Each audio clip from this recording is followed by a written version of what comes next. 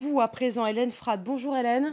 Vous avez lu la presse française pour nous et ce matin, beaucoup de journaux reviennent sur l'annonce par Manuel Valls hier qu'il votera en faveur d'Emmanuel Macron dès le premier tour de la présidentielle. À défaut d'être une surprise, le soutien de l'ex-premier ministre au candidat d'En Marche est présenté comme un séisme politique. Tout d'abord parce que l'annonce de Manuel Valls va à l'encontre de son engagement écrit noir sur blanc de soutenir le vainqueur de la primaire de la gauche, en l'occurrence son camarade socialiste Benoît Hamon.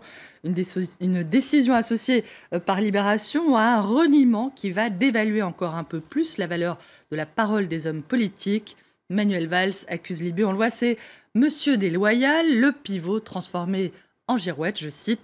Fillon, le père de la vertu, n'est qu'un tartuffe en complet sur mesure. Valls se contredit sans ciller. Le Pen poursuit ses diatribes anticorruption alors que son parti est accusé d'utiliser les mêmes expédients suspects que les membres du système, entre guillemets.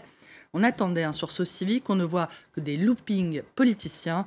Après la post-vérité, la post-loyauté, au bout de la route, un spectre se profile.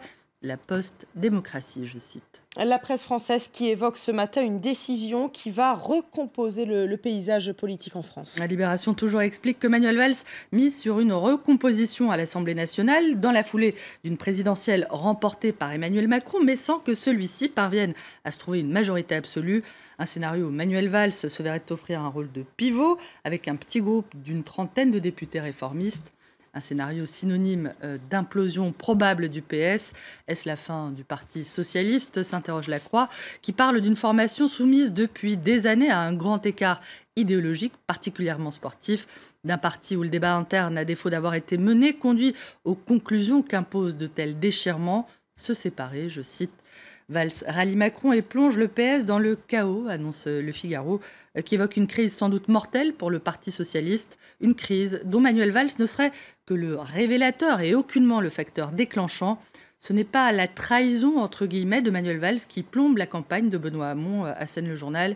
C'est l'effondrement de la candidature socialiste qui provoque un sauve-qui-peut à gauche qui profite à Emmanuel Macron. Et le Parisien, lui, parle carrément ce matin d'une guerre fratricide et idéologique sans précédent chez les socialistes. Et les militants, eux, se disent désemparés. Frédéric, 45 ans, qui a toujours voté socialiste et que le journal a retrouvé devant la statue de Jean Jaurès, le fondateur du Parti socialiste français à Carmaux, se confie. Le pauvre, ça fait déjà 5 ans qu'il se retourne dans sa tombe, mais là, c'est le coup de grâce. Valls qui se rallie à Macron, c'est la preuve que le PS est mort. C'est immoral, c'est le déni de nos valeurs. On n'est pas socialiste par déclaration, mais parce qu'on défend les valeurs qui sont les nôtres, a répété la mère des 35 heures, Martine Aubry, qui a ironisé sur le nouveau tandem Valls-Macron.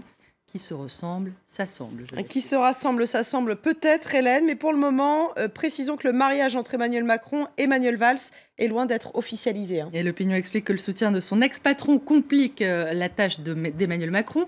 Dans le dessin de cas, qu'on voit l'ex-premier ministre lui annoncer qu'il lance sa propre marque, le progressiste de gauche, et lui demander si ça l'intéresse.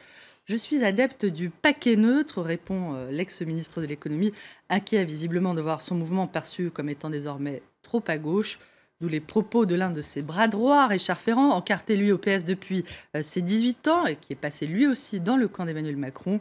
Valls, ce n'est qu'une voix de plus, assure-t-il dans l'opinion, ajoutant préférer avoir à justifier l'abondance des soutiens plutôt qu'à avoir à comptabiliser chaque jour, comme M. Fillon ou M. Hamon, les défections, je le cite. Benoît Hamon qui a renouvelé hier ses appels à l'union au candidat de la France insoumise, qui lui a opposé une nouvelle fin de non-recevoir, selon l'Obs, qui cite la façon dont Jean-Luc Mélenchon a résumé l'équation socialiste. Au moment où le PS est réduit à l'emballage contenant des matériaux connus et assez explosifs quand on les rapproche, on agite un malheureux candidat que l'on dépouille chaque jour un peu plus d'une partie de son équipage. Et en même temps, on trafique une future majorité de machins, de bidules et de trucs, je le cite.